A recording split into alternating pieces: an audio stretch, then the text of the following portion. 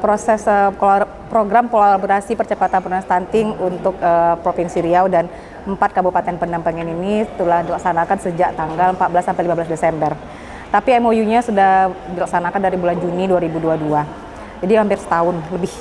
Berdasarkan SSGI, EPBGM tahun 2022, Kabupaten Siak kan angka prevalensinya stuntingnya naik jadi dari 19% ke 22%. Jadi salah satu cara untuk peningkatan penurunan angka stunting itu adalah dengan menyusunnya dokumen Strakom, dokumen strategi komunikasi perubahan perilaku. Karena stunting di Kabupaten Siak ini bukan untuk anak-anak miskin saja.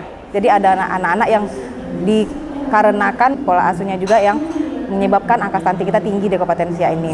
Salah satunya itulah dengan menyusunnya dokumen Strakom, dokumen strategi komunikasi perubahan perilaku untuk Kabupaten Siak.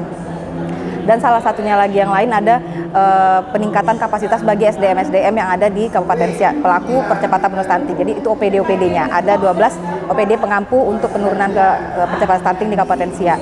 Ada Bapeda, Dinas Kesehatan, Dinas DP3KB, Dinsos. Jadi kan percepatan itu bukan hanya untuk kita masyarakat, tapi pelakunya juga sebagai tim advokasi juga nanti kan.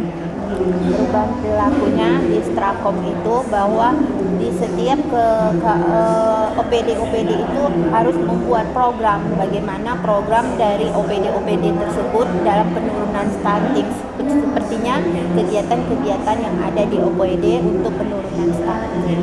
Dan di situ di Strakom juga, di strategi komunikasi perilaku juga itu harus saja kata kunci supaya dapat menarik seluruh masyarakat di Kabupaten Siak seperti Maciku, Matpan itu yang ada di Dinas Pangan. Terus ada Dinas Kesehatan yang membuat bagaimana masyarakat itu tertarik dalam penurunan stunting. Sejauh ini hanya menerima saja. Seperti surat edaran yang dikeluarkan baru-baru ini oleh pemerintah Kabupaten Siak, sudah edaran tentang Bapak Asuh Stunting. Kegiatannya Bapak Asuh Stunting ini berguna untuk kerjasama lintas sektor antara pemerintah Kabupaten Siak dengan perusahaan-perusahaan yang beroperasi di daerah Kabupaten Siak.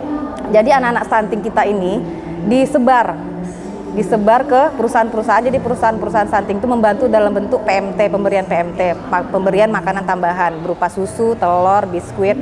Jadi tidak hanya pemerintah saja yang berproses untuk penurunan stunting, tapi pihak swasta, lintas sektor, Pentahelix juga bekerja sama dalam sama-sama menurunkan